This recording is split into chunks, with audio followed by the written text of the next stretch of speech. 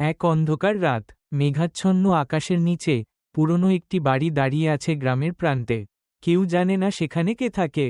রহিম, এক সাহসী ছেলে, বন্ধুদের সঙ্গে বাজি খেলতে চলে যায় ওই বাড়িতে। সে দরজা ধাক্কা দিয়ে খোলে। ভিতরে ঢুকে এক অদ্ভুত ঠান্ডা বাতাস শরীর ভিজিয়ে দেয়। হঠাৎ খটখট শব্দ শুনতে পায়।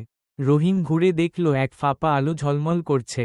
সামনে দেয়ালের পেছনে থেকে কাঁপতে কাঁপতে বের হয় এক ছায়াময় আকৃতি। দাঁড়িয়ে আছে এক ভূত। তার চোখ লাল আর মুখ অদ্ভুত হাসি দিয়ে ভরা। রহিম চিৎকার করতে যায়, কিন্তু কোন শব্দ বের হয় না। ভূত ছায়ার মতো রহিমের চারপাশে ঘুরতে থাকে। হঠাৎ ভূত বলে, কেউ এখানে থাকলে আমি তাকে নিয়ে যাব। রহিমর হাত পা ঠান্ডা, কিন্তু সাহস জোগাতে সে চিৎকার করে দৌড়ায় বাইরে। দরজা খোলার সঙ্গে সঙ্গে ভূত উড়ে যায়, আর রহিম ছুটে চলে গ্রামের দিকে। তাকে কেউ আর রাতে সেই বাড়ির দিকে যেতে দেখেনি। কিন্তু গ্রামের লোকেরা বলে, মাঝে মাঝে রাতে সেই পুরনো বাড়ির জানালায় লাল আলো ঝলমল করে।